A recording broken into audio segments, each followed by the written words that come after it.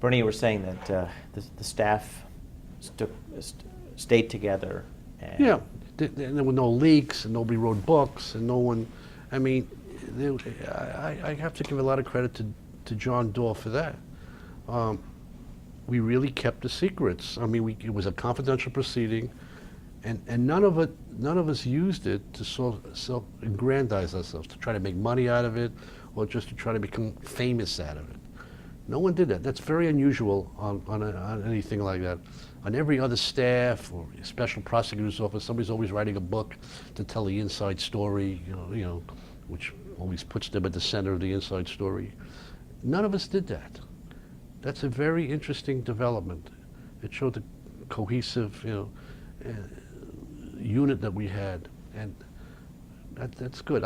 Sometimes I wish somebody had just sort of try to put it all together, but I don't believe in it. I just believe in going on to the next thing.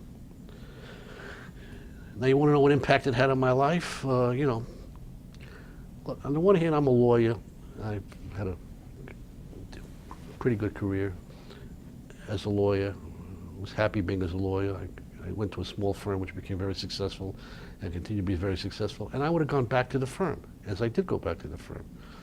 In that sense, the only impact it had on my life is that I would have been proud that I participated in part of an important part of history, and that I did something in my life which is very significant in addition to my law practice, which I value highly, and I would have just gone on. On the other hand, it played an enormous role, because I met Hillary Rodham, who introduced me to Bill Clinton. And for a period of time, I stepped into history again. The uniquely important role, as it turned out, to become counsel to the President of the United States.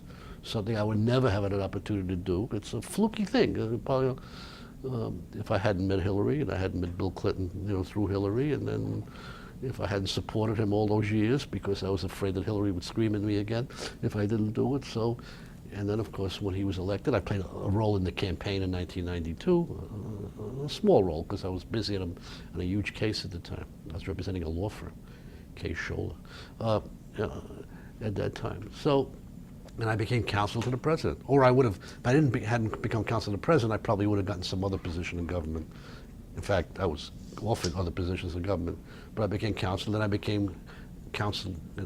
I became a very controversial counsel, and I was involved in certain key decisions, which, as I indicated earlier, the president didn't accept, and that had a major impact on history of itself. So for a short time, I became another figure in history, and that I look back at that with pride, because I was there with a president, and I gave the right advice, which wasn't accepted at the time because of who he is and what the other staff members were, and the consequences that led to, which is sad, but he survived it, and he's doing very well now.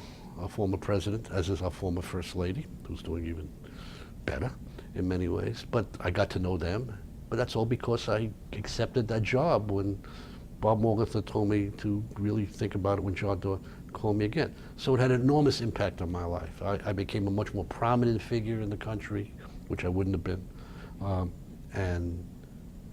And because of that, I was fortunate enough to recommend some good people to become judges. I was involved in the appointment of 100 federal judges, one of whom is Robert Sack, who I met on the impeachment, who probably would not be, who met Hillary on the impeachment as well. So between Hillary and I think we had some role in seeing to it that the president appointed Robert Sack to the Second Circuit Court of Appeals. And I think it changed his life in that way. So he's a wonderful judge. He's a great judge. It's a great appointment. So you can see, the impact it basically had on all of us. It was a good impact.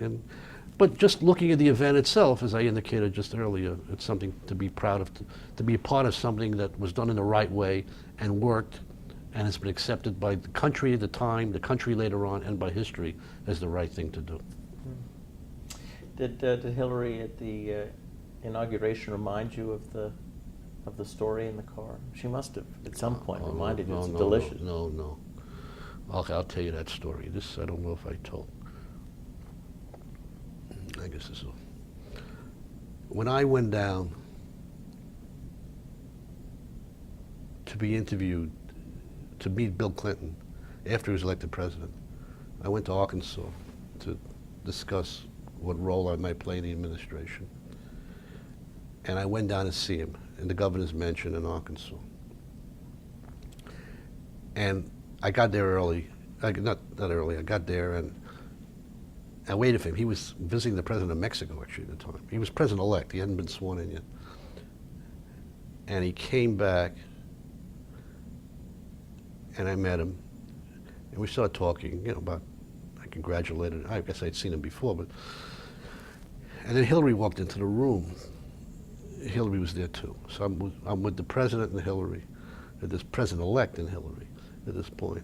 And we're discussing whether I should become White House counsel, and then we discussed what a White House counsel would do and my role. My role was to protect him, to keep him out of trouble. Well, I tried. In any case, I say to Hillary and to the president, I said, Hillary, I said, I can't believe we're here. I said, I remember you told me this in the car when I dropped you off, and you got mad at me what I said. And when I drove you home, and you told me you had this boyfriend who was to be president of the United States. And here we are. And Bill Clinton said, what? I never heard that. She said that to you? And Hillary says, I never said that. She says, I don't remember that. She said something like that. She said, I said, Hillary, I really got mad. You don't remember I drove you home that night in the car? And you told me this, and I started screaming at you, and you remember that? You said your boyfriend's going to be president? And she's looking chagrined, and Clinton's laughing, staring at her. You said that? She said something that, well, she said, yeah, maybe it happened. Like, she was reluctant to admit it to him that she told me in the car. I said, you told me that. I said, Hillary, you told me. Yeah, she said, maybe I did. Maybe I did. And we both started laughing. He said, oh, he really got a kick out of that. He started laughing. So I did remind her about it. She first tried to back away, but and that's when I accepted the job. The next day, actually, I got a call to be counsel to the president. So it was, it all sort of tied together in 19. And then I remember Dorr coming down, actually, at one point. We'd take him into the Oval Office, and he met with Bill Clinton and Hillary. They liked John Dorr a lot, both of them. Clinton himself knew John Dorr, I gather. But he played no role in the '74 impeachment. Were you in the White House when President Nixon died? I was in the White House when President Nixon came to visit the White House and met with Hillary and Bill Clinton, which I thought I was amused by that. I understood. I mean, I wasn't, I said, oh, really, Hillary? You're really going to go over to meet President Nixon? How nice. I mean, 18 years before, I don't think we could have met him. Certainly not in the White House. He said, oh, Bernie, we can. But they didn't invite me over to see him, so they figured they better keep me away. I mean, he was the president, she was the first lady. They could see him, but I didn't meet President Nixon in the White House. Although he said this bad thing about me in his book. So, well, Bernie, yep. Thank you for your time. This has been wonderful. It was very nice. I hope it was useful, and we'll see.